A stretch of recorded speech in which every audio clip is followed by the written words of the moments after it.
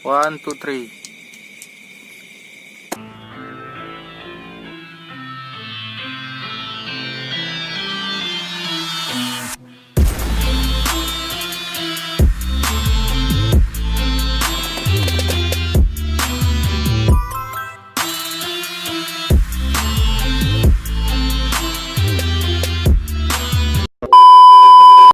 William bahkan memuat kisah anak kecil hijau ini dalam bukunya yang berjudul Historia Rerum Anglicarum tahun 1189. Jadi dia kan punya buku yang berjudul Historia Rerum Anglicarum. Di dalam bukunya itu dimasukin cerita anak-anak itu. Jadi dibukukan ya? Ya, diangkat gitulah. Mungkin berarti dari pendapat si ini kayak menyetujui bahwa dia kisahnya itu ada. Karena udah 3 pendapat ya. Nah, ada 3. Dalam bukunya yang menggabungkan kesaksian dari Sir Richard dan juga dari catatan Ralph di Coggeshall. Ini ada bukunya nih. Oh. Kayak ini ya, tebal banget sih. Iya. Terus ada pendapat lain. Pendapat lain berasal dari seorang astronom Duncan Lunan melalui majalah analog yang terbit tahun 1996.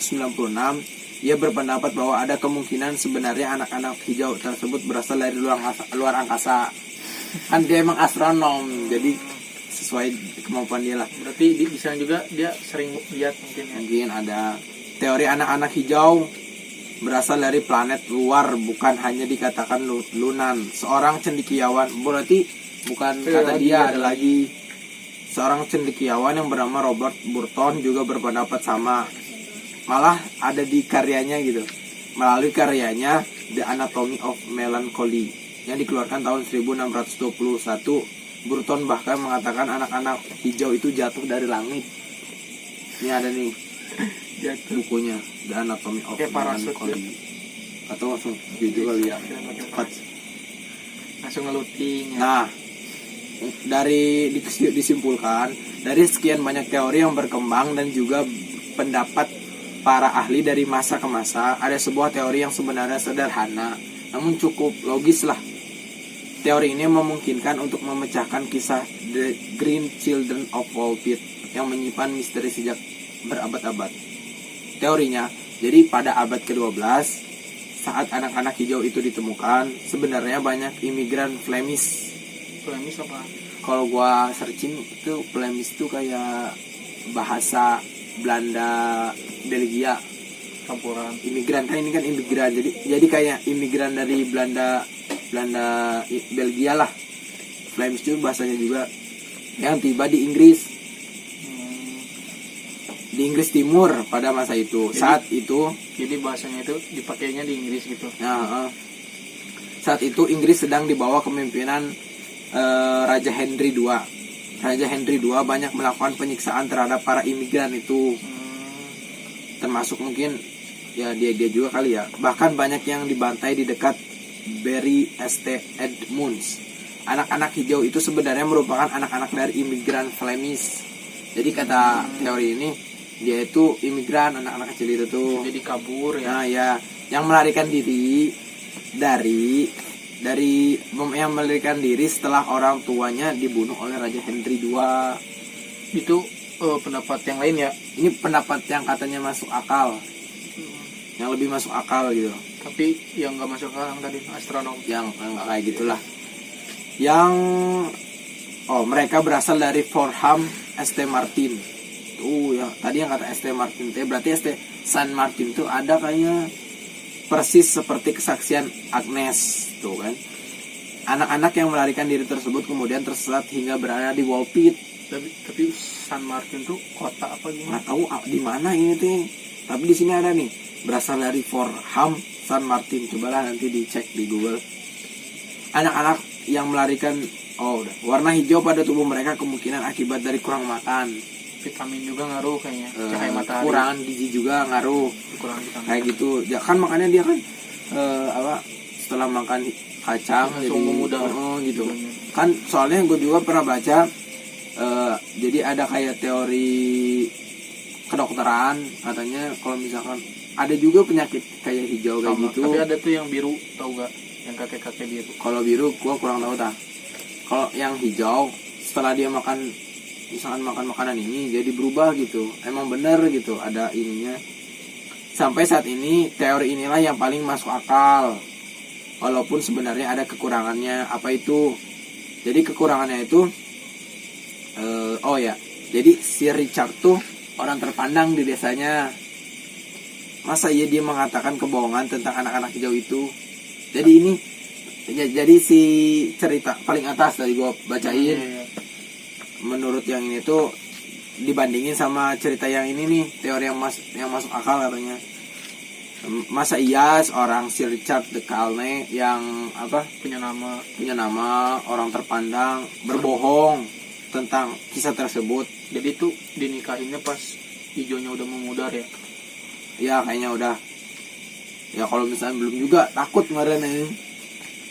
Nah, bagaimana mungkin orang berpendidikan seperti si Richard de Calne tidak bisa mengenali bahasa Flemish? Ngerti nggak? Gini. Jadi kan kata teori si, jadi kata teori si ini dia tuh dari Flemish, bahasa Flemish. Apa nanti? Sedangkan si Richard ini orang yang berpendidikan. Yang ngerti kan? Jadi masih ada kekurangannya. Berarti ini teori juga masih belum 100% benar ya. Tapi jadi kalau misalnya si Richard yang nggak ngerti bahasa Flemish, jadi ngegombalnya juga bingung kan? Gombal gimana? Misalnya dia bahasa apa, ceweknya bahasa apa gitu. Iya. Jadi pasti dia paham. Nah kalau misalkan, jadi kayak gitulah kelemahannya gitu. Mungkin di sini pendidikan tuh lebih ke bahasa kali ya. Nah udah sih dari dari sumbernya dari wattpad.com.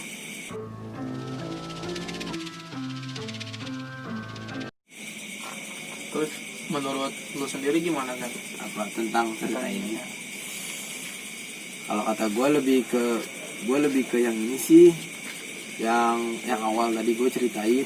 Yang masuk tarit, yang dimensi. Oh, kalau kata gue gitu. Karena lumayan rinci kan, cuman gak masuk akal. Ya kayak gitu, nggak masuk akalnya ya itu. Nah dimensinya. Cuman kalau misalkan yang teori yang terakhir, lumayan bener masuk juga. akal. Tapi yang di akhir-akhirnya itu tuh ya masa iya seseorang ini. Tapi kan untuk kemungkinan bahwa dia juga bisa berbohong. Tapi yang kan ada dua tuh aspek yang berbohong sama yang satu lagi yang bahasa Flemish. Mungkin ya bisa lah ya. Cuman adalah mungkin nanti ada teori yang lain yang bisa menerangkan bahwa kisah itu benar apa enggak. Tapi yang lumayan aneh yang astronom tuh, masa iya jatuh ya dari langit? Gaib kali. Yang maksudnya punya pesawat atau enggaknya gitu kan? Pakai kayak kapsul aja langsung masuk ke parit ya, keren kayak yang di Jepang tuh. Gini mikir kalau misalkan meteor aja pas mau jatuh ke bumi melalui lapisan-lapisan makin sedikit ya, gimana orang kan sok ya ini sih kayak gitu. Kalau misalkan dibandingkan dengan yang cerita pertama gimana yang Tauret, kalau dibandingkan dari Tauret sama ini ya apa ya, kayak dunia tuh mungkin bisa ada cabang lagi, ada yang lain gitu ya. Cabang maksudnya nggak cuma cabang satu kan, bisa jawab sampai 3 cabang. Tapi kalau misalkan kata gua mah lebih kelihatan dimensi bahwa dunia itu enggak, bahwa kehidupan tuh enggak di dunia aja, yang lebih ke Tauret kalau gua mah. Kalau yang ini soalnya kayak kurang gitu. Kalau ini mah kayak lebih ke nyata ya, mungkin belum kalau juga. Tauret mah soalnya ke modern ya. Maksudnya datangnya pas-pasan emang modern. Terus yang Tauret juga tiba-tiba menghilang kan. Jadi gitu, nggak ninggalin jejak banget gitu kan. Kalau yang ini kan jadi berbaur, kalau yang kisah ini jadi berbaur, jadi biasa. Ini mah jadi makan nikah gitu, mungkin bisa hidup lebih besar lagi. Itu kalau misalnya hamil terus punya anak hijau gak? Kayaknya udah ini ya. Tapi yang gua ingin tanyakan tuh, kenapa yang laki-lakinya meninggal gitu? Penyakit kali. Kan tapi kan sama-sama makan kacang kan? Ya Ya maksudnya kena apa gitu, kuman mungkin. Mungkin gini ya, kalau misalnya berawat gue teh, jadi nanti ada dua orang, jadi kayak harus milih satu gitu. Kalau nggak ini hidup, ini yang hidup kayak gitu. Mungkin jadi nggak bisa dua-duanya hidup langsung bareng gitu. Jadi harus ada yang dikorbankan. Oke, segini aja. Jadi lumayan cukup rumit ya, Misterius juga misterius kan? banget ya, belum terpecahkan sih. Oke, saya Wirdan. Saya Arkan. Selamat malam. 1, 2, 3.